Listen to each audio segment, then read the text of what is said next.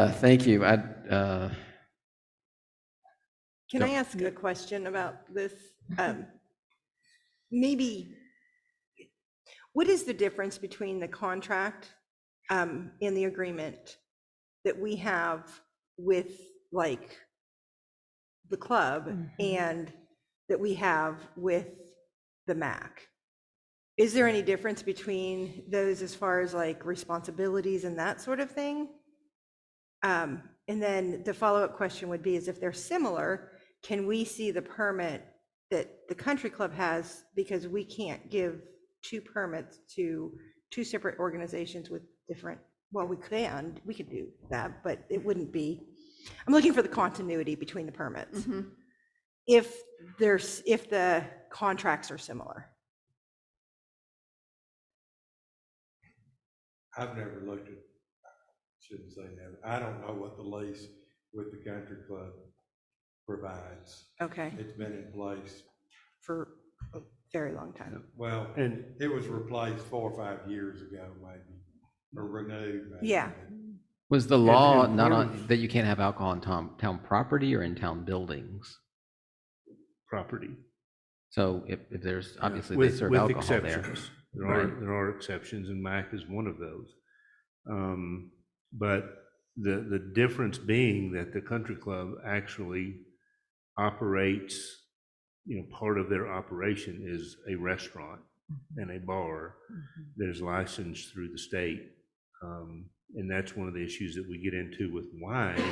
The town has no authority over permitting or controlling the sale of wine or liquor.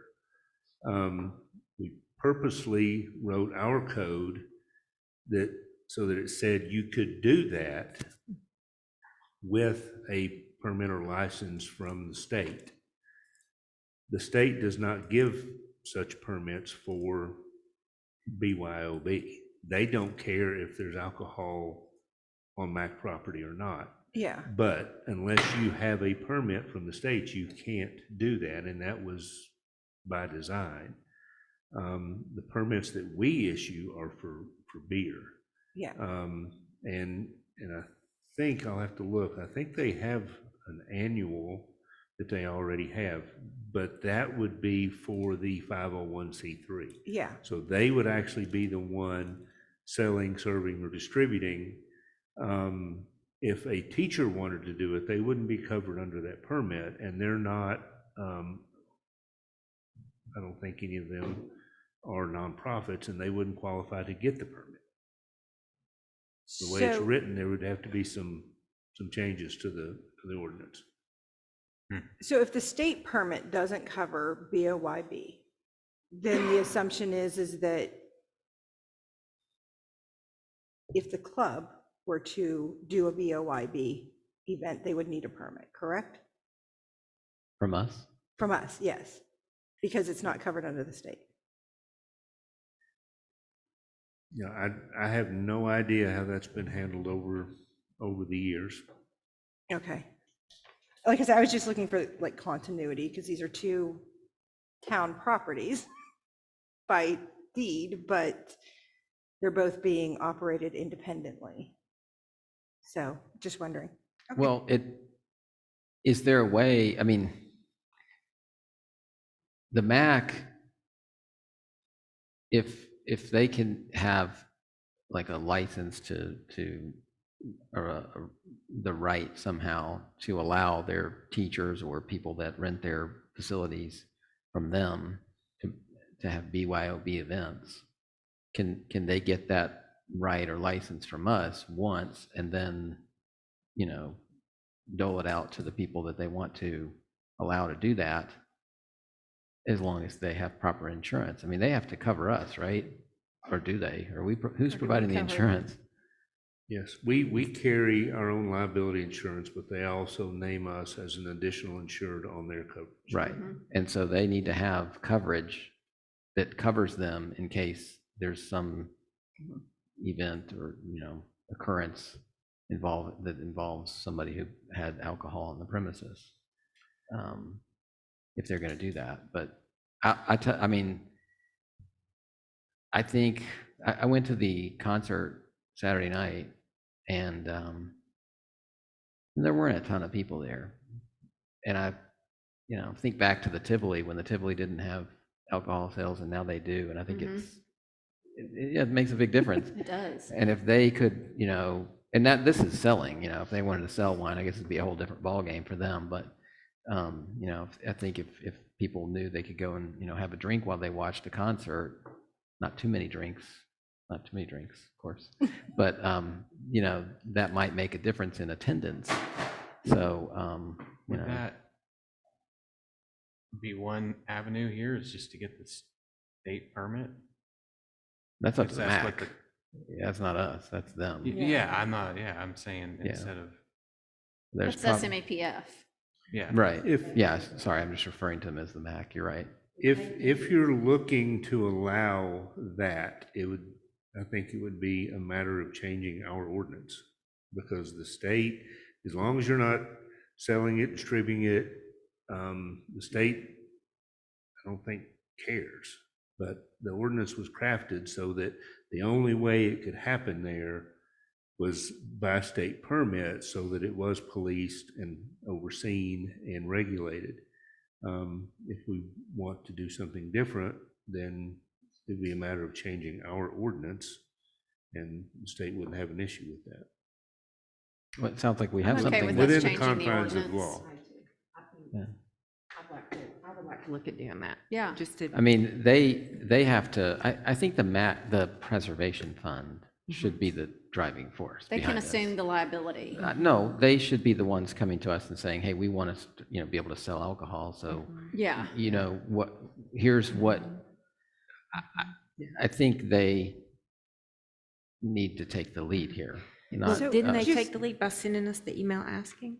Well, they're asking if they can have BYOB events. This would be a Sales? different Yeah, type okay. of animal. Can't they get a special events permit to sell alcohol Yes. now? But they're not asking about selling, they're asking I about know. but yes. Okay. Yeah. Right. But yeah, that's the email that we all received. So that's what I And was- yes, and they have Yeah. done that at certain events. I think I don't remember the number of events that you get with that multi-event permit, but it's several during the course of the year that they could have. Yeah. And so they could have a concert and sell beer. So the bottom line is, though, we're open to that. They just can figure out what they would like and bring us a proposal, which is good information for them. So Right. So like this, I'm sorry so the special events permit does not cover BOYB? No. Okay. So do we know how they could do BYOB if they wanted Change the ordinance. to allow them to have Yeah. BYOB? Maybe that goes under like the special permit, because if they're renting it out, I've rented out places that I have to cover the permit to have an alcoholic beverage on that. Yeah. So like if they're renting it out, that would be, So that's probably what they need to do is get a special permit. but And we then have they to be can- able to include BOYB on special permits. Right. Okay. Okay. Well, I guess that's really more for them to, yeah, I guess, the preservation fund to really take the lead on this if they want to make a change. And then we seem to be open to the idea. Yeah, for Yeah. sure. For sure. All right. Is there any other business to report on? I just want to bring something up, personnel committee related. I know we have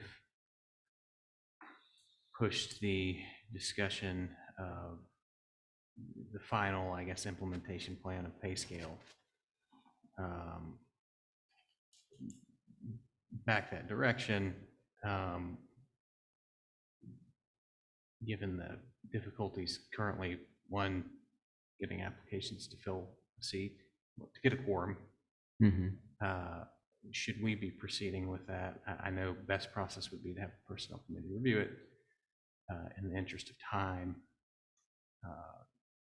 Yeah, is that something we want to just all form our own opinion on and discuss up here, given that I don't know when the next time the personnel committee will be able to meet. Because you don't have enough members on the committee to make Well, a we have quorum. 4, but then there's some other personal situations that are preventing some from. Prohibiting people from being able to attend meetings. We do know, Sherry's been handling it, so I haven't seen all of them. One of the things that we'll have at the next meeting for discussion, and ahead of that, you guys will get everything so that action can be taken on them in December, but you'll get all of the applications for the boards, who is asked to be reappointed and all of that. I do know that we obviously have one opening now. One of the current members has stated that they don't want to be reappointed, so there'll be 2 openings. I know that we have at least 2 applications. So we can have pretty much all of that, not just for that committee, but others, to you ahead of the next meeting. Just so you have that in mind for the timeline. All right. Sounds good. Thank you. So what you're saying is, So what, we're not what are going to get an y'all's answer from the thoughts personnel on, committee, so we need to, proceeding with that, and, yeah. you know, as we approach Christmas, it'd be nice to, I think, solidify that. So where do we stand? We've not implemented the pay scale, I guess. The raises as approved were implemented upon that approval. And we haven't done anything retroactively. The question was, the possibility proposed was going back to what the personnel committee had recommended, but basically only doing it for 10 months instead of the full year. But that's kind of where we got. So we've got implemented stuck. the pay scale, the raises for current pay, but the retroactive piece is what's. Is still Yeah, being okay. being held. I'm confused about their recommendation because I've had it for some reason in my head, and I could be wrong, that they didn't approve the 3 or 4% and wanted it to come back to us for discussion. So We have a member, if I can, if I a can. former member, I should say. Yeah. The paperwork we had the 4% on it. But like, we didn't have like, we had departmental breakdowns.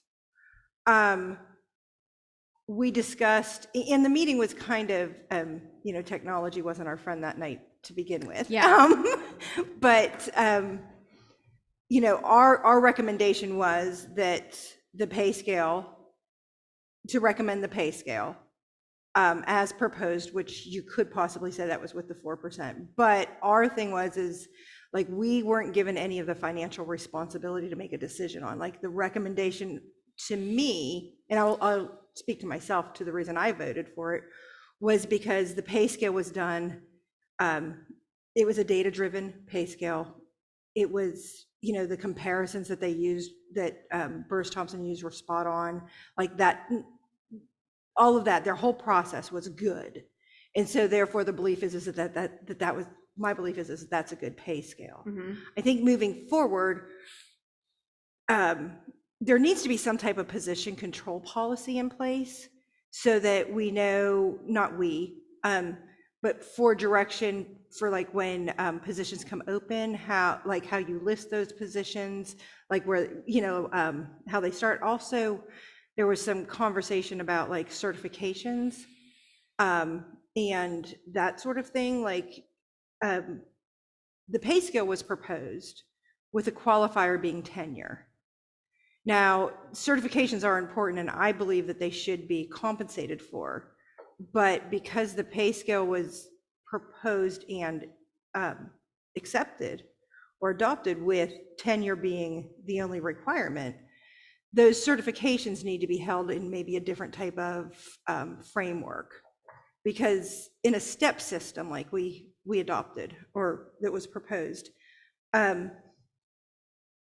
it's a pretty rigid system. I mean, you could do like a market-driven pay scale, which gives you a little bit more flexibility with some of the certifications. But also, like a market-driven pay scale is harder to manage in an organization that doesn't have like a dedicated HR department. So, I mean, I think the step scale is good, but I think that we need work as far as like a position control policy. Like, this was a requirement we used to put these people on here, list the steps that had to be taken in that process to eliminate compression. And those steps will then come into play when new positions are coming on, depending upon like different qualifications for positions and that sort of thing. And then we also do need to address the certification.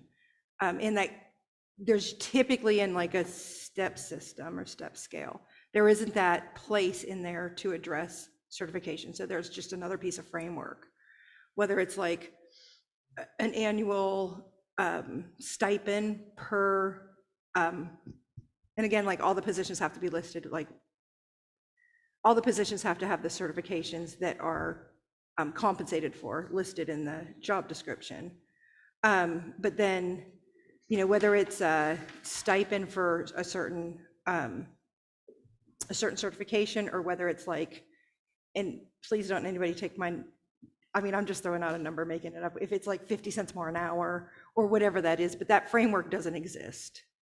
And so that's, I think like that's a part of the problem. Can I add to that? Please.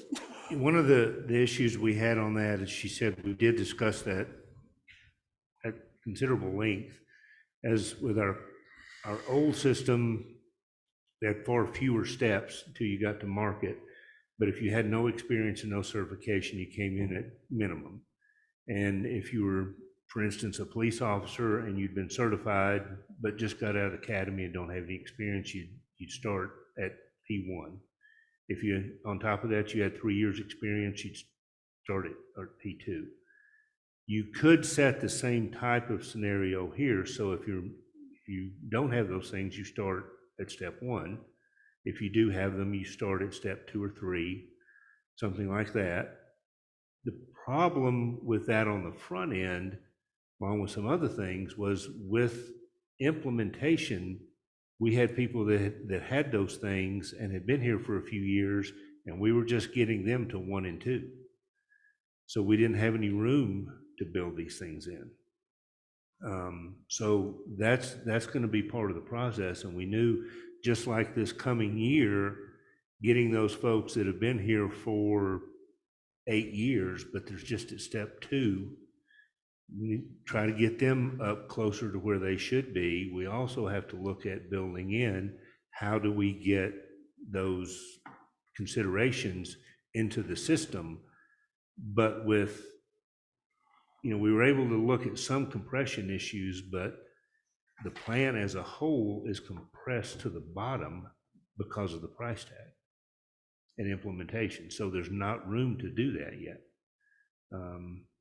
So those are some of the struggles, and why, you know, we talk about the 3% versus 4%, and all that really is the first step of the equation. The very first step of the equation, when you figure out where somebody's going to go, you start off with a 3% raise for everybody or a 4%.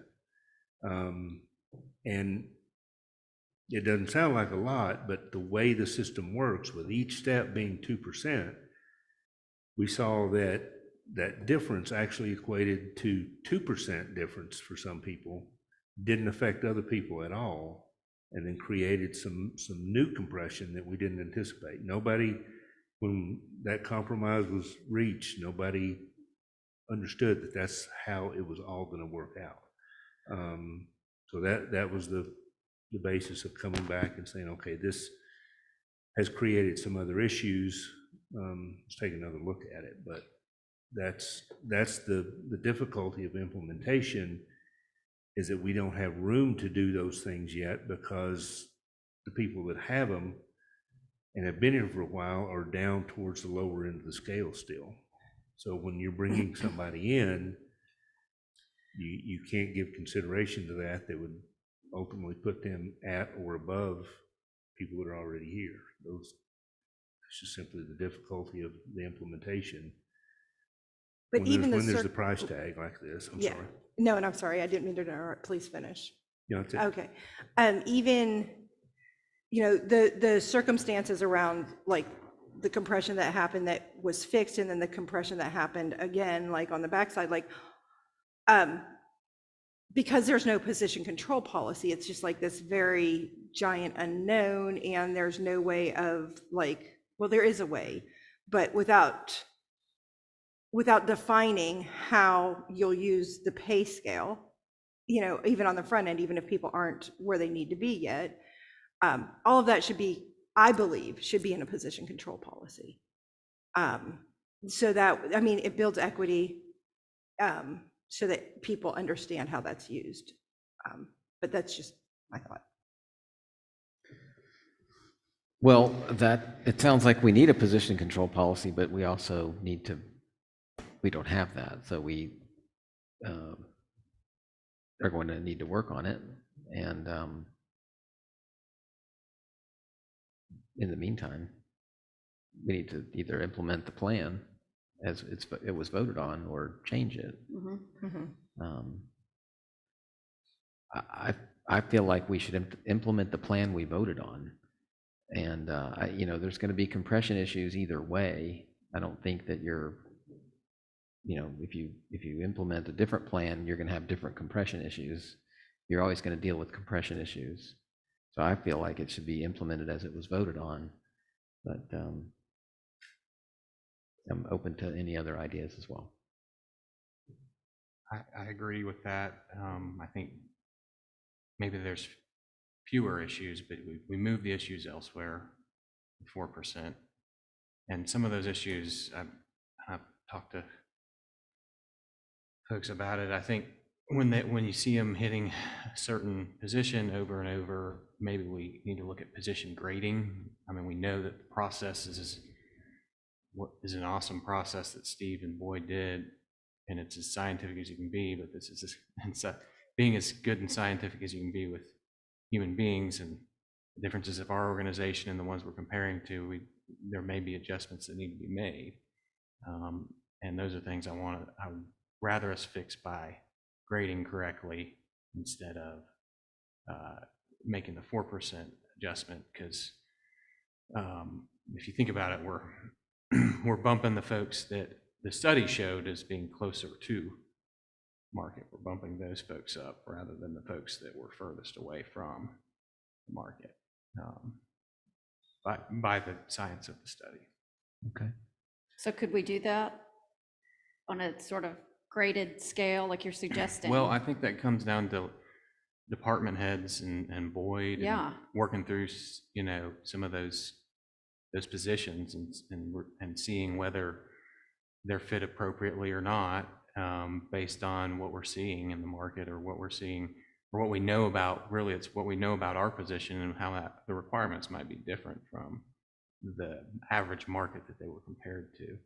I don't want to call out any specific positions, but there's a possibility of some of those, I think. I would support enacting it the way it was voted on, not by me, but prior to me being here, and then making adjustments either, as Andrew said, or once a position control policy is in place, making adjustments after that. Okay. All right, so I think the consensus, or at least the majority, I'm not sure we have a consensus because we haven't heard from Vicki and Susanna, but we should implement the plan as it was voted on, and we do need work. We promised that we would work on it when we voted on it, that we would work on this whole process, and we need to do that. So, but I'm not sure we're going to have a lot of transition and change over the next few months. So it'll be challenging to do a position control policy, and it may be not get done as quickly as we would want. But we can, one thing that might be interesting for you, Boyd, is if you're going to be having some conversations with Mr. Moore, he's got a different perspective. He's, been different places, and it might be, a conversation to have about something like a position control policy and pay scale. I can begin the process with the department heads to do each their own review of the grading and get that underway. And from what I hear, again, given the timing of the year, we'll go ahead and move forward with looking at that retroactive part and get that out Yeah. to everybody. Without a doubt. And then Absolutely. we'll start this other process. Yeah. Okay. I think that'd be great, especially if we can do that sooner, that way. Yeah. We'll take care of it. All right. Thank you for bringing that up. All right, so if there's no other business,